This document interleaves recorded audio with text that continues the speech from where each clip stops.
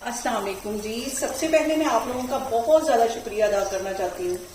जिस तरह कमेंट्स में आप मेरी हौसला अफजाई करते हैं और मेरी रेसिपीज को पसंद करते हैं। आज मैं बनाने लगी हूँ बहुत ही टेस्टी मटन और टिंडे, और गर्मियों में ये सबकी ही फेवरेट सब्जी है। और इस दुआ के साथ हम इसको बनाना शुरू करते हैं कि जहाँ रहें हंसते रहें और हंसाते रहें। तो चलिए जिसे मिलके बनाते हैं। और इसके साथ ही साबुत मसाले इसमें मैं ऐड कर दूंगी 2 सब्ज इलायचियां, 1 बड़ा टुकड़ा दालचीनी का, ये इसमें चला जाएगा। और 1 टीस्पून भर के इसमें मैं डाल दूंगी नमक का, और इसके साथ ही आधा टीस्पून इसमें मैं डाल दूंगी हल्दी। इन सारी चीजों को डालने के बाद मैं कवर कर दूंगी बिल्कुल हल्की आग पे, ताकि हमारा मटन जो है वो गल जाए। तकरीबन 10 से 12 मिनट के बाद इसको मैं चेक करती हूँ, फिर मैं आपको दिखाती हूँ। और यहाँ पे देखिए जी, मटन को गलने के लिए रखे हुए मुझे तकरीबन 15 मिनट हो गए, और प्याज और टमाटर सब कुछ अच्छी तरह सॉफ्ट हो गया है, और मटन जो हमारा है वो तकरीबन 80% के करीब गल चुका है।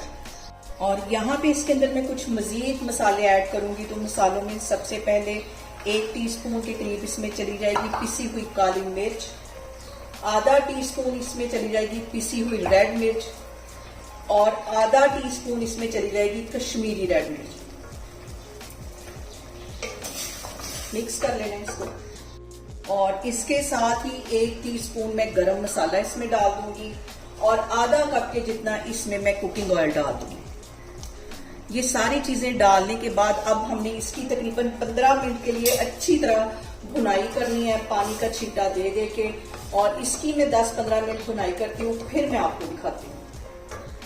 यहाँ पे देखिए जी, मटन को भूनते हुए मुझे तकरीबन 8 से 10 मिनट हो गए हैं। अब इसके अंदर मैं डाल दूंगी टिंडे, जो कि 1 पाव के जितने थे। इन्हें मैंने अच्छी तरह छील लिया, धो लिया, और 1 टिंडे के मैंने 2 हिस्से कर लिए। अब ये डालने के बाद 5 मिनट के लिए मजीद हम इसको अच्छी तरह भून लेंगे। और यहाँ पे देखें जी, भुनाई करते वक्त पानी का छींटा देते जाना है, ताकि हमारा जो मसाला है वो जले नहीं और अच्छी सी भुनाई हो सके।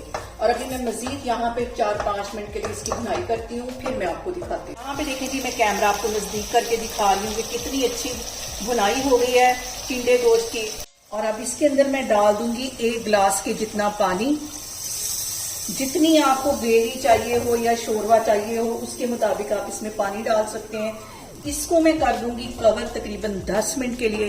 तो मैं आपको 10 मिनट के बाद दिखाती हूँ। और यहाँ पे देखें जी, टिंडे गोश्त को बिल्कुल हल्की आग पे पकते हुए तकरीबन 15 से 20 मिनट हो गए हैं, और जबरदस्त सा हमारा टिंडे गोश्त का सालन बनके तैयार हो गया है। इसको मैं करती हूँ डिश आउट, फिर मैं आपको दिखाती हूँ।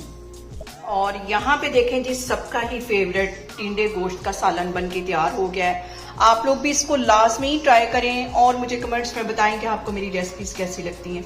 और मेरी वीडियोस को ज्यादा से ज्यादा शेयर करें, और मुझे सब्सक्राइब करें, और अपना बहुत सारा ख्याल रखें। इंशाल्लाह ताला मैं एक और वीडियो में आपके सामने आऊंगी। अल्लाह हाफिज।